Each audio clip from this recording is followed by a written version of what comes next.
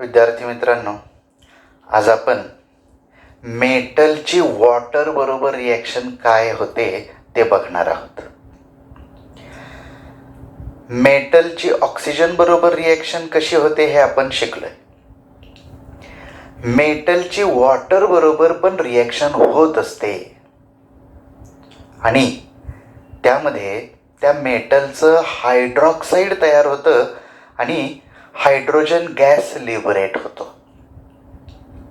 आता ही रिॲक्शन तसं पाहिलं तर 2 टप्प्यात होत असते. पहा, पहिल्यांदा मेटलची वॉटर बरोबर रिॲक्शन होते आणि मेटल ऑक्साईड तयार होतं आणि हायड्रोजन गॅस तयार होतो. पण हे जे मेटल ऑक्साईड बनतं ते लगेच जादाच्या वॉटर बरोबर रिॲक्ट होतं आणि त्याचं मेटल हायड्रॉक्साईड बनतं. ही रिॲक्शन सोडियमचं एक्झाम्पल घेऊन मी इथं एक्सप्लेन केलेली आहे.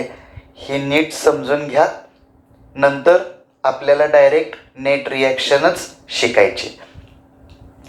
सोडियम आणि पोटॅशियम हे आपण शिकलोय की अतिशय रिॲक्टिव्ह मेटल्स आहेत.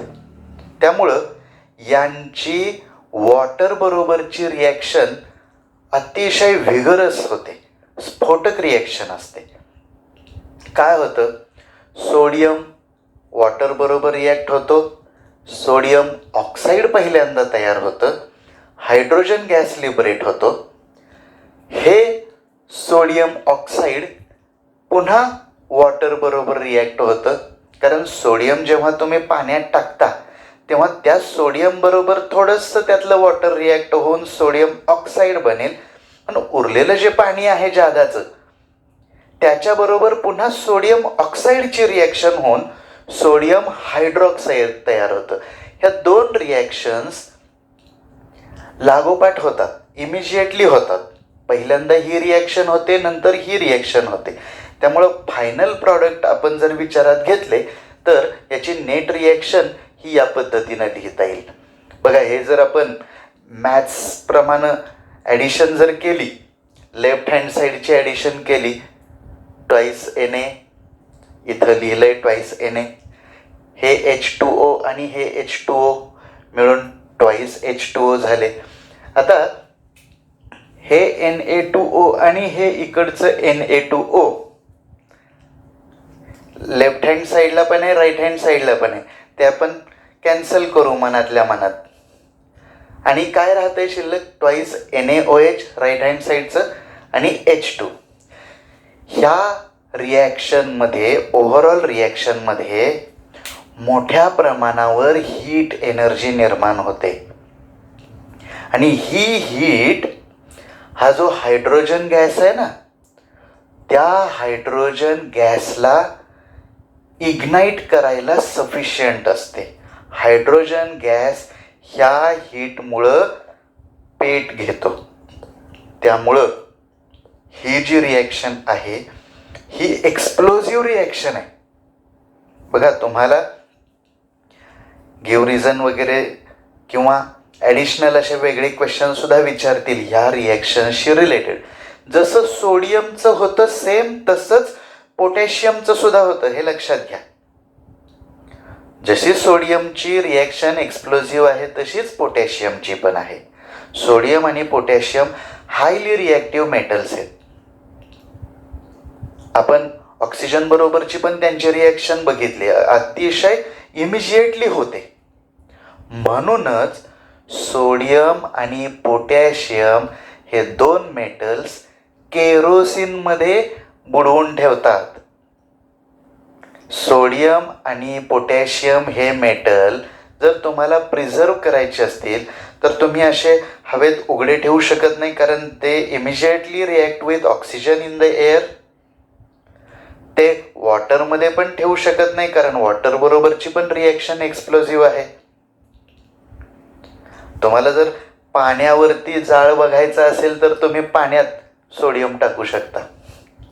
पाण्यात सोडियम टाकला की तो इमिजिएटली ह्या पद्धतीने रिॲक्शन करेल, हायड्रोजन गॅस लिबरेट होईल, हीट लिबरेट होईल. त्या हीटमुळं हायड्रोजन पेट घेईल and you can C fire on water. असो, हे कशामुळं? तर सोडियम आणि पोटॅशियम हे खूप रिॲक्टिव्ह आहेत म्हणून. तुम्हाला गिव्ह रिझन विचारू शकतात. Sodium is kept in kerosene, potassium is kept in kerosene. का? तर सोडियम एअरशी रिॲक्ट होतो, सोडियम वॉटरशी रिॲक्ट होतो. ह्या रिॲक्शन्स एक्सप्लोसिव्ह आहेत, पण सोडियम केरोसिन बरोबर रिॲक्ट होत नाही. गिव्ह रिझन लिहिताना ही ओळ महत्वाची आहे.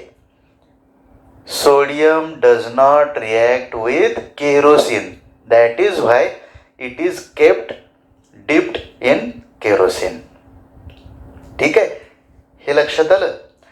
आता यापेक्षा थोडं कमी रिॲक्टिव्ह असणारे मेटल्स, त्यांचे रिॲक्शन बघूयात.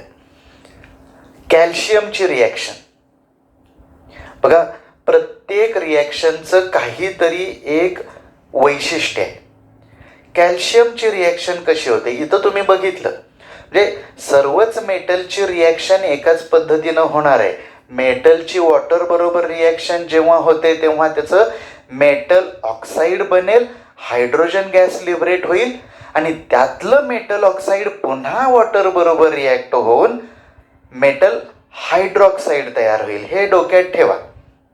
फक्त आता रिॲक्शनची कंडिशन ही मेटलच्या रिॲक्टिव्हिटीवर असेल. इथं तुम्ही अगदी थंड पाणी घ्या, सोडियम किंवा पोटॅशियम टाका, तुम्हाला रिॲक्शन झालेली आढळून येईल.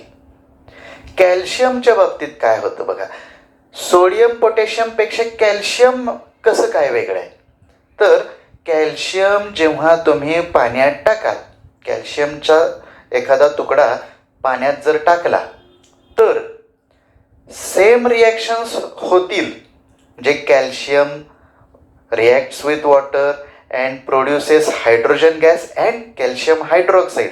आता आपण डायरेक्ट एंड प्रॉडक्ट लक्षात घेऊ. हायड्रॉक्साईड तयार होणार आहे, त्यामुळे आपण नेट रिॲक्शन फक्त विचारत घेऊ. Calcium plus water that gives calcium hydroxide plus hydrogen gas. आता इथं काय गंमत होते बघा, ह्या रिॲक्शनमध्ये पण थोडी हीट डेव्हलप होते, पण ती हीट त्या हायड्रोजनला बर्न करण्यासाठी सफिशियंट नसते.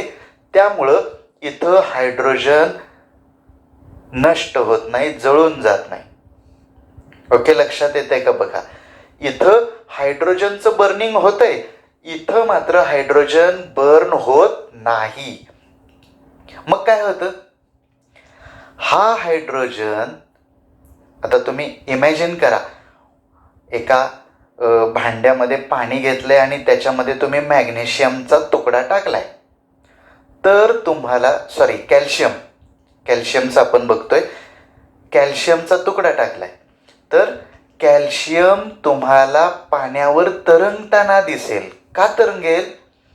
तर कॅल्शियमची वॉटर बरोबर रिॲक्शन होणार आहे, कॅल्शियम हायड्रॉक्साईड तयार होणार आहे आणि हायड्रोजन गॅस तयार होणार आहे. हा हायड्रोजन गॅस त्या कॅल्शियमला चिकटून बसतो. हायड्रोजनचे बबल्स, बुडबुडे, ते कॅल्शियमला चिकटून बसतात आणि ते फुग्यांसारखं काम करतात. पाण्यात तुम्ही जर ट्यूब वापरून पाण्यात उडी मारली तुम्ही तरंगाल, तसं कॅल्शियमला हे बबल्स काय करतात, पाण्यावर फ्लोट करायला मदत करतात. तुम्हाला गिव्ह रिझन मध्ये हा प्रश्न विचारला जाईल, calcium floats on water, give reason. तुम्हाला कॅल्शियमची वॉटर बरोबरची रिॲक्शन लिहावी लागेल. ही रिॲक्शन जास्त व्हिगरस नाही, त्यामुळं हायड्रोजन डिस्ट्रॉय होणार नाही, बर्न होणार नाही, तो तसाच राहील बबल्सच्या स्वरूपात.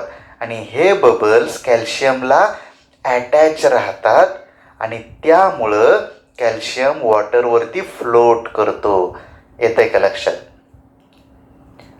कॅल्शियम हा नॉर्मल वॉटर बरोबर रिॲक्शन करू शकतो. इथं गार पाणी घेतलं तरी रिॲक्शन होणार आहे. कॅल्शियमच्या बाबतीत तुम्ही नॉर्मल वॉटर घेऊ शकता. आता कॅल्शियम नंतर मॅग्नेशियम बघूयात. मॅग्नेशियमची रिॲक्शन सेम कॅल्शियम सारखी होते, पण मॅग्नेशियमला हॉट वॉटरची गरज आहे. बघा, रिॲक्टिव्हिटी जसजशी कमी होईल तसतसं कंडिशन्स वाढतायत.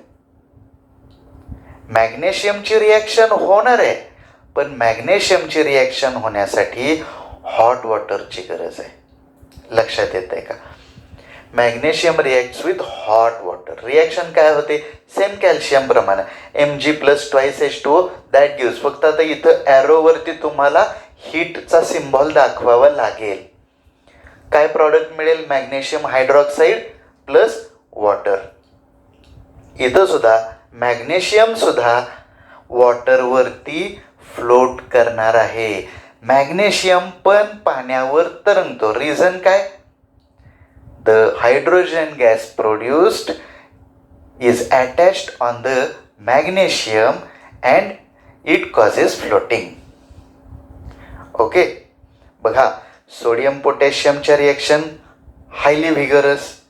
कॅल्शियमची रिॲक्शन होते, पण हीट तेवढी सफिशियंट नाही. मॅग्नेशियमच्या रिॲक्शनमध्ये हीट डेव्हलप होत नाही, उलट हीट द्यावी लागते, मगच रिॲक्शन होते. आता याच्यानंतर आणखीन लेस रिॲक्टिव्ह मेटल्सकडे जाऊयात. Metals like aluminium, iron, zinc does not react with cold or hot water. बघा, लेस रिॲक्टिव्ह मेटल्स हे वॉटर बरोबर रिॲक्शन करत नाहीत, मग ते हॉट वॉटर असलं तरी सुद्धा. परंतु त्यांची रिॲक्शन स्टीम बरोबर होते. स्टीम आणि हॉट वॉटरमध्ये काय फरक आहे? स्टीमचं टेम्परेचर हे नेहमी अबोव 100 डिग्री असणार आहे, आणि हॉट वॉटर कितीही हॉट असलं तरी मॅक्झिमम 100 डिग्री सेल्सिअस पर्यंत राहणार आहे. त्यामुळं आपण असं म्हणू शकतो की या रिॲक्शन्स घडून येण्यासाठी टेम्परेचर 100 डिग्रीपेक्षा जास्त असणं गरजेचं आहे. ॲल्युमिनियम, आयर्न, झिंक यांची रिॲक्शन करण्यासाठी वॉटर नाही तर वॉटरची स्टीम बनवावी लागते. ती स्टीम या मेटलवरून जेव्हा पास होते तेव्हा त्यांची रिॲक्शन होते. त्या स्टीमची रिॲक्शन त्या मेटल बरोबर होऊन मेटल ऑक्साईड तयार होतात. आता इथं अजून एक ट्विस्ट आहे. मेटल ऑक्साईड तयार होतोय आणि स्टीम पुढं पास होऊन जाते. मेटल ऑक्साईडची रिॲक्शन इकडं आपण बघितलं, मेटल ऑक्साईड पुन्हा वॉटर बरोबर रिॲक्ट होत होता आणि मेटलचे हायड्रॉक्साईड तयार होतोय. एंड प्रॉडक्ट काय आहे? या सर्व रिॲक्शन्समध्ये एंड प्रॉडक्ट काय होता? मेटल हायड्रॉक्साईड आणि हायड्रोजन गॅस. पण या लेस रिॲक्टिव्ह मेटल्समध्ये हायड्रॉक्साईड तयार होत नाही. जो काही प्रॉडक्ट तयार होतोय तो आहे मेटलचा ऑक्साईड. हायड्रोजन गॅस पण तयार होतोय, पण मेटल ऑक्साईड हे पुन्हा स्टीम बरोबर रिॲक्ट होत नाही. त्यामुळं तुम्हाला या रिॲक्शन्समध्ये हायड्रॉक्साईड तयार झालेलं दिसणार नाही. रिॲक्शन बघा, 2Al + 3H2O that gives Al2O3. Aluminium oxide आहे हे, प्लस हायड्रोजन गॅस. आयर्न, त्याची पण वॉटर बरोबर रिॲक्शन झाल्यानंतर Fe2O3 आयर्न ऑक्साईड तयार होतंय प्लस वॉटर. लक्षात येतंय का? बघा, हायली रिॲक्टिव्ह मेटल्स आणि मॉडरेटली रिॲक्टिव्ह मेटल्स यांच्या वॉटर बरोबरच्या रिॲक्शनमध्ये हायड्रॉक्साईड तयार होतंय मेटलचं आणि हायड्रोजन गॅस तयार होतोय. पण लेस रिॲक्टिव्ह मेटल्समध्ये हायड्रॉक्साईड तयार होत नाही, फक्त ऑक्साईड तयार होतंय आणि हायड्रोजन गॅस तयार होतोय. म्हणजे यातली फक्त पहिली रिॲक्शन होती, सेकंड रिॲक्शन होत नाही. लेस रिॲक्टिव्ह मेटल्सच्या बाबतीत. येते का लक्षात? आणि लास्ट, काही मेटल्स असे आहेत, for example lead, copper, silver, gold, यांची वॉटर बरोबर रिॲक्शन होत नाही. लक्षात येते का? बघा, सगळेच मेटल्स वॉटर बरोबर रिॲक्ट होतील असं नाही. प्रत्येकाची रिॲक्टिव्हिटी कमी कमी कमी कमी होत गेली. बघा, sodium potassium highly reactive, heat पण प्रोड्यूस करतायत आणि इतकी हीट की तयार झालेला हायड्रोजन बर्न होतोय. कॅल्शियमच्या बाबतीत काय होतंय? हीट प्रोड्यूस होते पण हायड्रोजन बर्न होत नाही. मॅग्नेशियमच्या बाबतीत हीट तुम्हाला द्यावी लागते, हॉट वॉटरमध्ये रिॲक्शन होते, कोल्ड वॉटरमध्ये होत नाही. या सर्वांमध्ये तयार झालेलं जे मेटल ऑक्साईड आहे हे पुन्हा वॉटर बरोबर रिॲक्ट होऊन हायड्रॉक्साईड बनतंय मेटलचं. पण लेस रिॲक्टिव्ह मेटल्समध्ये हायड्रॉक्साईड तयार होत नाही, फक्त मेटलचं ऑक्साईड तयार होतंय. आणि काही मेटल्स असे आहेत की ज्यांना जे रिॲक्टच होत नाहीत. ओके, बघा रिॲक्शन कंडिशन्स कशा कशा वाढत गेलेत, हीट देत जावी लागली. पहिल्यांदा ही एक्झोथर्मिक रिॲक्शन आहे, ही सुद्धा एक्झोथर्मिक म्हणता येईल, परंतु सफिशियंट हीट होत नाही म्हणून आपण इथं प्लस हीट लिहिलेलं नाही. इथं आपल्याला हीट द्यावी लागते म्हणजे ही एंडोथर्मिक झाली. आणि इथं या मेटल्समध्ये तर हीट इतकी द्यावी लागते की वॉटरची व्हेपर्स होऊन ते रिॲक्ट होतात, म्हणजे स्टीमचीच रिॲक्शन करावी लागते. टेम्परेचर अबोव 100 डिग्रीज अचीव व्हावं लागते, मगच रिॲक्शन घडून येते. आणि हे काही मेटल्स आहेत की काहीही केलं तरी ह्यांची वॉटर बरोबर रिॲक्शन होणार नाही. लक्षात येतंय?